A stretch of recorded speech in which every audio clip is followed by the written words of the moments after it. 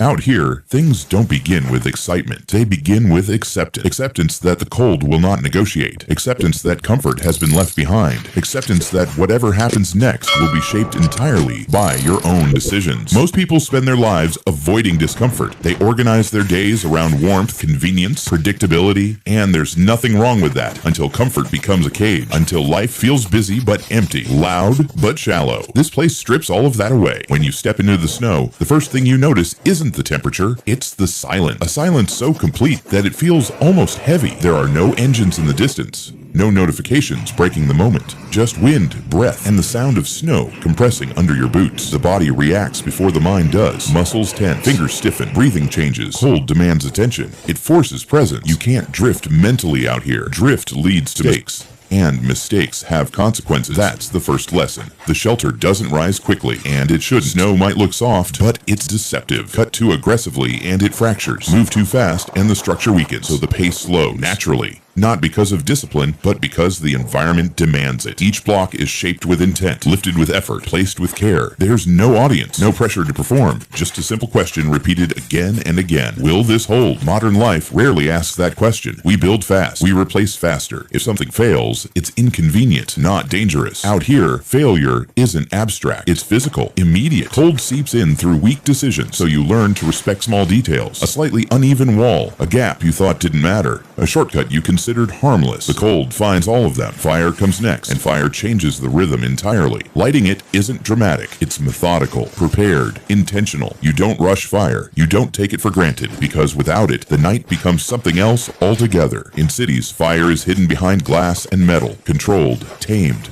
Out here, it's alive. It needs attention. It needs fuel. It needs protection from wind and carelessness. Fire teaches responsibility better than any rule ever could. Once it's burning, warmth returns slowly, not all at once.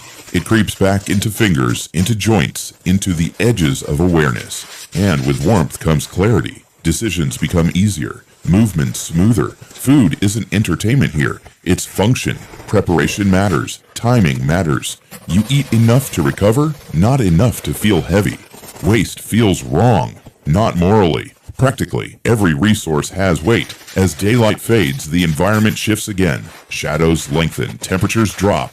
The world narrows to what's immediately necessary. Shelter, fire, water, rest. Night introduces a different kind of challenge, not physical, mental. Without distraction, the mind becomes louder. Thoughts that usually stay buried under routine surface. Doubts, memories, questions about choices made years ago. Questions about direction, about purpose. There's no escape from it here. No scrolling, no noise to drown it out. So instead of running, you sit with it. At first, it's uncomfortable. Then it's tiring. And then, slowly, it becomes honest. You realize how rarely you allow yourself this kind of silence. How often you fill space just to avoid thinking. Out here, there's no filling space, only listening. Sleep comes in fragments.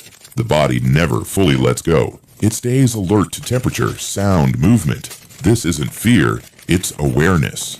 A quiet agreement between you and the environment. Stay attentive, and you'll be fine. Morning doesn't arrive loudly. There's no sudden warmth, just a subtle change in light. Snow reflecting a pale sky. Breath visible again. You wake up not rested, but recovered enough, and that's enough. Stepping outside, the landscape hasn't changed. Still cold, still vast, still indifferent. But you have changed, slightly, almost imperceptibly. Your movements are calmer now. Less wasted effort, less unnecessary motion. You've adjusted to the rhythm.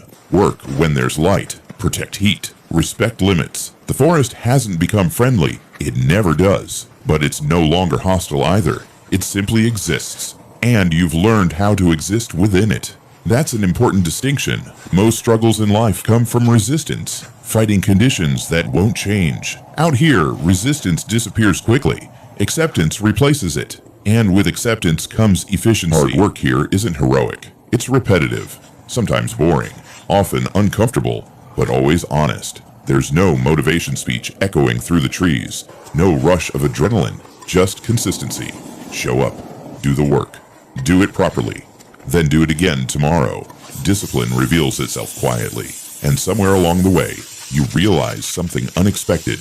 The simplicity is freeing.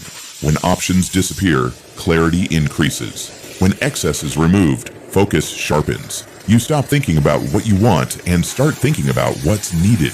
That mindset lingers because this place doesn't give you confidence. It gives you competence. And competence is calmer, quieter, more reliable. By the time you prepare to leave, there's no dramatic ending, no final victory, just a sense of alignment. With yourself, with effort, with reality. The forest doesn't care what you take from it, but it changes you anyway. And when you return to comfort, the noise feels louder, the distractions more obvious, the unnecessary parts of life harder to ignore, because once you've lived simply, excess stands out. Out here, you don't find answers, you find better questions, and that stays with you long after the snow is gone.